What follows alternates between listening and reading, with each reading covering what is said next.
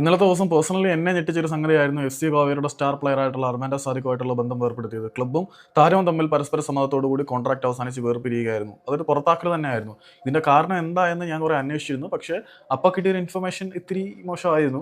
ഇപ്പോൾ എന്തായാലും ഗോവയിൽ നിന്നുള്ള മാധ്യമ പ്രവർത്തനമായിട്ടുള്ള എഫ് സി ഗോവയുമായി ബന്ധപ്പെട്ട് ഏറ്റവും വിശ്വസനീയമായിട്ടുള്ള സ്രോതസ് എന്ന് വിശ്വസിക്കാൻ പറ്റുന്ന മാർക്കസ് മർഗുലോയുടെ അവസാനത്തെ റിപ്പോർട്ട് അനുസരിച്ച് ആ ഒരു പുറത്താക്കലിന്റെ പിന്നിലെ കാരണം ബംഗളൂരു എഫ് സിക്കെതിരെ അർമാൻഡോ സാദിക്ക് ഗോൾ അടിച്ചതിന് ശേഷം നടത്തിയ ആ ഒരു സെലിബ്രേഷൻ ആയിരുന്നു. സംഭവം കോട്ടയെ പിടിച്ചുകൊണ്ടുള്ള കുറച്ചും സ്വന്തം ടെസ്റ്റിസ് താങ്ങി പിടിക്കുന്ന തരത്തിലുള്ള ഒരു സെലിബ്രേഷൻ ആയിരുന്നു.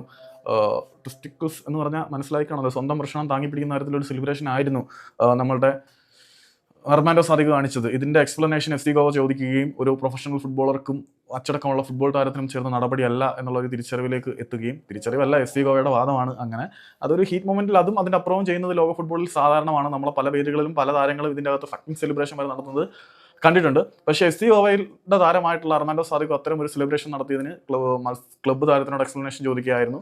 അതുമായിട്ട് ബന്ധപ്പെട്ടുള്ള തർക്കം മൂർച്ഛിക്കുകയും രണ്ടുപേരും വേർപിരിയാൻ തീരുമാനിക്കുകയും ചെയ്തതാണ്. വേറെ ഇൻസൈഡ് റിപ്പോർട്ട് ഉണ്ട്. എന്താണെന്ന് വെച്ചാൽ പരിശീലനത്തിനിടയിൽ വെച്ചിട്ട് അർമാൻഡോ സാദിക്കിന് അത്ര നല്ല എഫേർട്ട് എടുക്കാൻ പറ്റുന്നില്ല, ഇവൻ്റെയൊക്കെ സാമാനം പിടിച്ച് പൊട്ടിച്ചു വിടണം എന്ന തരത്തിൽ ഒരു സംഭവം കോച്ചിങ് സ്റ്റാഫിൽ ആരോ പറയുകയും ഗോൾ അടിച്ചതിന് ശേഷം അയാൾക്കുള്ള മറുപടിയായിട്ടാണ് അർമാൻഡോ സാദിക്ക് ഇങ്ങനെ കാണിക്കുകയും ചെയ്തെന്നാണ് ഇന്റേണൽ എന്ന് വെച്ചാൽ അകത്തുനിന്ന് വരുന്ന ചില സംഭവങ്ങൾ.